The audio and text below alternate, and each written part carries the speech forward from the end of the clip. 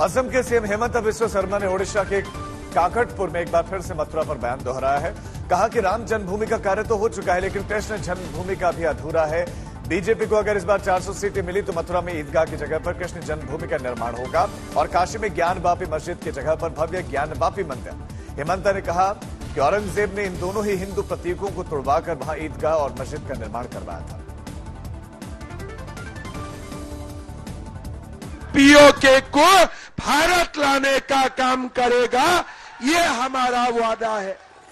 भाइयों और बहनों, राम जन्मभूमि तो हो गया, लेकिन भारत में कृष्ण जी का भी भारत में ही जन्म हुआ थे।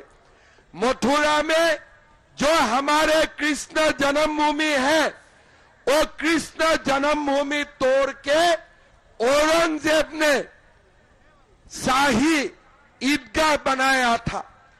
औरंगजेब ने हमारे काशी में ज्ञानवापी मंदिर को तोड़ के ज्ञानवापी मस्जिद बनाया था। हमारा वादा है, हम जब 400 सीट मिलेगा, हम शाही ईदगाह का जगह में हम मथुरा में भी कृष्ण जन्मभूमि बनाऊंगा, हम काशी में भी ज्ञानवापी मंदिर बनाने का काम करूंगा। सीएम हेमंत ने मुस्लिमों की 4 शादियों पर भी ऐतराज जताया और कहा कि 400 सीटें अगर आई तो हमारा वादा है कि मुस्लिमों की बार बार शादी की चल रही दुकान हम बंद करवा देंगे। जब 400 सीट मिलेगा, हमारा वादा है, ये जो मुसलमान समाज में बार बार शादी करने का जो दुकान चल रहा है, इसको भी हम लोग बंद कर देने का काम करेगा।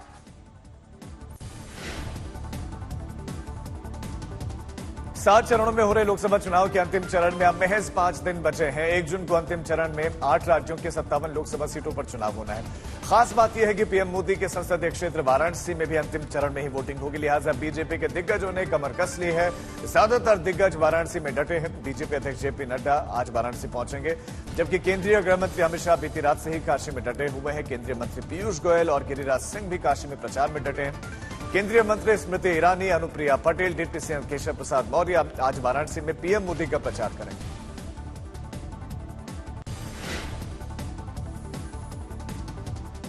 7वें और अंतिम चरण के चुनाव में प्रधानमंत्री मोदी ने अपनी पूरी ताकत झोंक दी है। पीएम मोदी आज झारखंड और पश्चिम बंगाल में तूफानी प्रचार अभियान पर रहेंगे। पीएम मोदी आज सबसे पहले झारखंड जाएंगे, जहां पर दुमका में दोपहर 12:15 पर सीता सोरेन के लिए रैली करेंगे। दुमका से पीएम मोदी फिर पश्चिम बंगाल के लिए रवाना हो जाएंगे, जहां पर दोपहर 2:30 बजे बारासात में उनकी एक जनसभा होगी।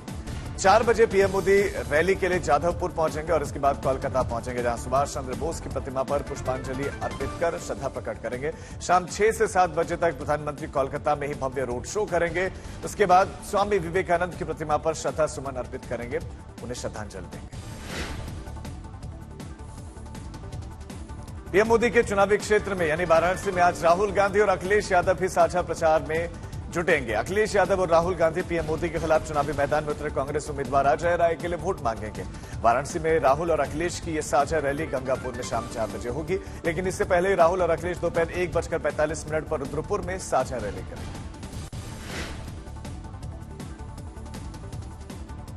एक दिन पहले राहुल बिहार के दौरे पर पहुंचे, जहां पर राहुल गांधी ने तेजस्वी और मीसा भारती के साथ में एक रैली की। आखिरी दौर के चुनावों के लिए वोट मांगे और इस दौरान तीनों ने आपस में ताजा सियासी हालात पर बातचीत की और मोदी सरकार पर जमकर निशाना साधा। तो बिहार के चुनाव में आपको क्या लग रहा है?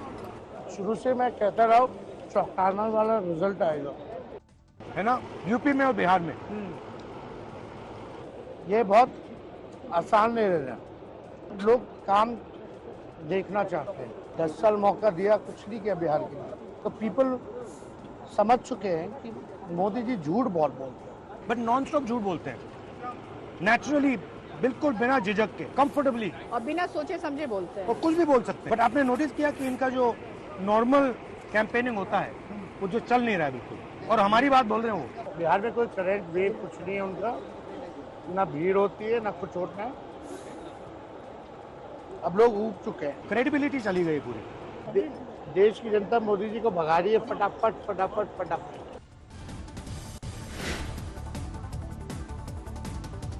1 जून को जिस वक्त 7वें और अंतिम चरण का मतदान हो रहा होगा, ठीक उसी वक्त विपक्षी दल दिल्ली में चुनाव पर समीक्षा बैठक कर रहे होंगे। सूत्रों के मुताबिक चुनावी मंथन के लिए विपक्षी दलों की यह बैठक कांग्रेस अध्यक्ष मल्लिकार्जुन खड़गे ने बुलाई है। हालांकि पश्चिम बंगाल की सीएम ममता बनर्जी इस बैठक में शामिल नहीं होगी। ममता उस दिन पश्चिम बंगाल की 9 सीटों पर होने वाले मतदान का हवाला उन्होंने दिया है। 1 जून को ही डायमंड हार्बर सीट पर मतदान है और यहां से सीएम ममता बनर्जी के भतीजे अभिषेक बनर्जी टीएमसी से उम्मीदवार है। सियासी गलियारों में इस बात की चर्चा है कि क्या ममता बनर्जी वास्तव में चुनाव को लेकर ही इंडिया गठबंधन की बैठक में नहीं पहुंच रही है या फिर मन में कुछ और खिचड़ी पकने की वजह से मतदान का हवाला दिया जा रहा है। अमित शाह ने दावा किया कि पहले 5 चरणों के चुनाव में ही पीएम मोदी ने 310 सीटों पर उस आंकड़े को पार कर लिया है। अमित शाह ने कहा कि राहुल गांधी 40 सीटों का आंकड़ा भी पार नहीं कर पाएंगे और 4 जून को जब चुनाव के नतीजे आएंगे तो अखिलेश यादव को 4 सीटें भी नहीं मिलेंगी। और ये नहीं, अमित शाह ने यहां तक कहा कि 4 जून के बाद से कांग्रेस अध्यक्ष मल्लिकार्जुन खड़गे की नौकरी जाने वाली है, क्योंकि हार के लिए भाई बहन राहुल और प्रियंका को दोषी नहीं ठहराया जाएगा और राहुल गांधी के लोग चुनाव के बाद से एक प्रेस कॉन्फ्रेंस करेंगे और कहेंगे कि ईवीएम के कारण हम हारे हैं। आप भी समझ लेना, ये भाई बहन पर ठीकरा नहीं फूटने वाला है। ये भाई बहन पर ठीकरा नहीं फूटेगा, हार का ठीकरा खड़गे साहब पर फूटेगा और उनकी नौकरी जाने वाली। अग्निवीर योजना को लेकर राहुल गांधी ने एक बार फिर केंद्र सरकार पर निशाना साधा। राहुल गांधी ने आरोप लगाया कि मोदी सरकार ने भारत के सैनिकों को मजदूर बना दिया है। राहुल ने सत्ता में आने पर अग्निवीर योजना को खत्म करने का वादा किया है, जबकि असम के सीएम हिमंता बिस्वा शर्मा ने पलटवार में राहुल गांधी को सोनिया पर बोझ करार दिया। जबकि बीजेपी नेता और आर्मी चीफ रहे जनरल वीके सिंह ने राहुल गांधी को नसीहत दी कि उनको पहले सैनिकों की इच्छा जाननी चाहिए कि आखिर वो क्या चाहते हैं और फिर अग्निवीर योजना पर कुछ बोले। दिल्ली के सीएम अरविंद केजरीवाल ने सुप्रीम कोर्ट में अपील की है कि उनकी अंतरिम जमानत को 1 हफ्ते बढ़ा दिया जाए। सीएम अरविंद केजरीवाल ने अंतरिम जमानत बढ़ाने के लिए मेडिकल जांच का हवाला दिया। केजरीवाल ने 1 महीने में तेजी से 7 किलो वजन घटने और उच्च कीटोन स्तर का जिक्र करते हुए इशारा किया कि ये लक्षण तो किडनी संबंधित बीमारी के साथ साथ कैंसर जैसी गंभीर बीमारी के भी हो सकते हैं। सुप्रीम कोर्ट केजरीवाल के अंतरिम बेल बढ़ाने के आशय से जुड़े हुए आवेदन पर आज सुनवाई कर सकता है। परीक्षण का भी हवाला दिया गया है। मंत्री आतिशी ने भी कहा कि केजरीवाल को गंभीर बीमारियों के लिए जांच की जरूरत है। शराब नीति घोटाले में तिहाड़ जेल में बंद अरविंद केजरीवाल जमानत पर बाहर हैं और सुप्रीम कोर्ट ने 2 जून तक उनको अंतरिम जमानत दी थी, लेकिन अब केजरीवाल चाहते हैं कि कोर्ट इसे बढ़ाकर 9 जून तक कर दे। मुख्यमंत्री अरविंद केजरीवाल जी ने सुप्रीम कोर्ट में याचिका दायर की है अपनी इंटरिम बेल को 1 हफ्ते से आगे बढ़ाने के लिए। जैसा कि आप जानते हैं कि जब अरविंद केजरीवाल जी ईडी की कस्टडी में थे, जुडिशियल कस्टडी में थे, तो उनका 7 किलो वजन घटा था। जब वो बाहर भी आए हैं तो डॉक्टर्स की जांच के बाद इसका अभी कारण समझ में नहीं आया है, ना ही वो वजन फिर से उनका बढ़ा है। डॉक्टर्स ने जब टेस्ट कराए तो उनके कीटोन लेवल्स बहुत हाई निकले हैं।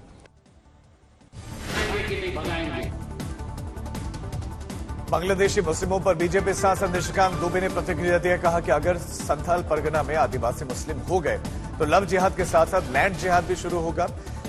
झारखंड के संथाल परगना में 10,000 एकड़ जमीन पर बांग्लादेशी मुस्लिमों का कब्जा है और इस पर अब ध्यान देने की आवश्यकता है।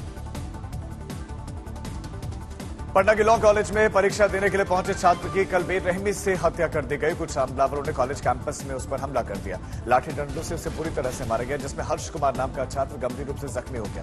फौरन उसे पीएमसीएच अस्पताल में भर्ती करवाया गया, लेकिन इलाज के दौरान उसकी मौत हो गई। ये बताया जा रहा है कि हर्ष पटना के बीएन कॉलेज का छात्र था और वो पटना लॉ कॉलेज में कोई परीक्षा देने के लिए गया था, वहीं पर उस पर हमला हुआ। हर्ष वैशाली का रहने वाला था और पुलिस अब इस हत्याकांड की जांच कर रही है। दिल्ली में सुबह सुबह एक सड़क हादसा हुआ है। सरोजनी नगर इलाके में 2 डीटीसी बसों की जोरदार टक्कर हो गई। टक्कर के बाद से दोनों ही बसें चकनाचूर हो गई। जैसे ही यह घटना घटी तुरंत मौके पर भीड़ उमड़ी और कुछ ही देर में पुलिस वहां पर पहुंच गई।